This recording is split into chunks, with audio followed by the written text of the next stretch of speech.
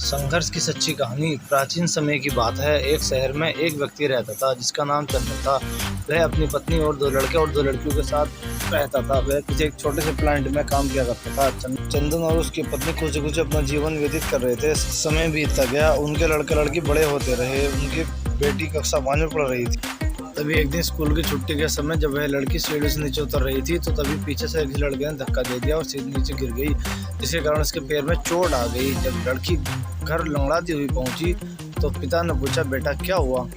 तभी लड़की ने उन्हें पूरी बात बताई। पिता ने सोचा छोटी मोटी, और यह सोचकर उसने अपनी बेटी से कहा कि बेटी इसे गर्म पानी से सेंक ले, ठीक हो जाएगा। कुछ दिन बीतने के बाद लड़की का पैर फूलने लगा और उसे चलने में दिक्कत होने लगी।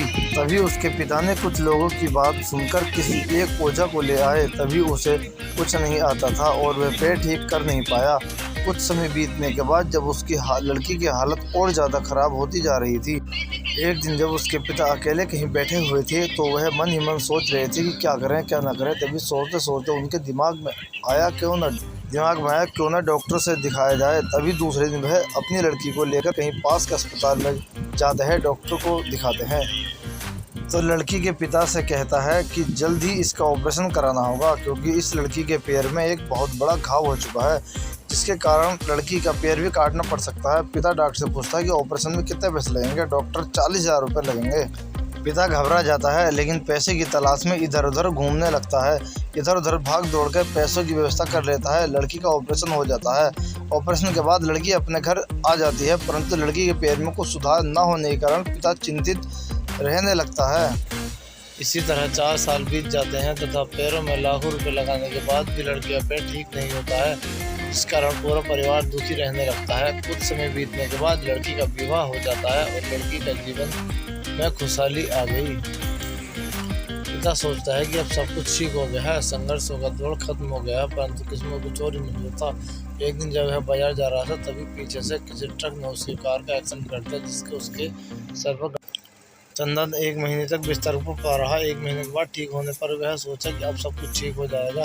तभी उसकी पत्नी का स्वास्थ्य खराब हो गया और वह बीमार पड़ गई। छोटे मोटे डॉक्टर दिखाने के बाद तबीयत और बिगड़ती चली गई, जिसके कारण उन्हें वाराणसी के बीएचजी हॉस्पिटल में लाना पड़ा। वहां जाकर पता चला कि पत्नी के पेट में गंभीर बीमारी हो गई है, परंतु चंदन को यह विश्वास था कि उसकी पत्नी ठीक हो जाएगी।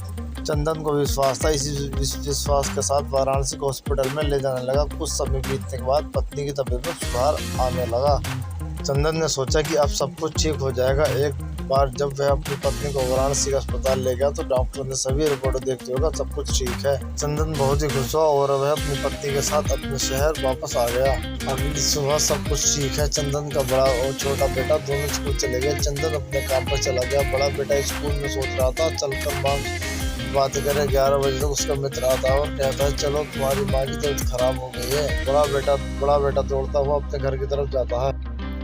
तब तक बहुत देर हो गई थी। उसकी माँ की मृत्यु हो चुकी थी। बेटा माँ को देखते फूट कर रोने लगता है। वह अपनी माँ का संस्कार करता है। 1 साल पूरा परिवार दुखी होता है। कुछ समय बीतने के बाद दुखों के बादल छट जाते हैं। चंदन अपने लड़का और लड़की के साथ सुख में जीवन बिताने लगता है। आज उसका परिवार खुशी जीवन जी रहा है। दोस्तों, जीवन में सुख और दुख दिन और रात की तरह होते रहते हैं, जो कभी स्थायी नहीं रहते। इसलिए दुख के समय कभी हिम्मत नहीं हारनी चाहिए और सुख के समय कभी अहंकार नहीं करना चाहिए। इसलिए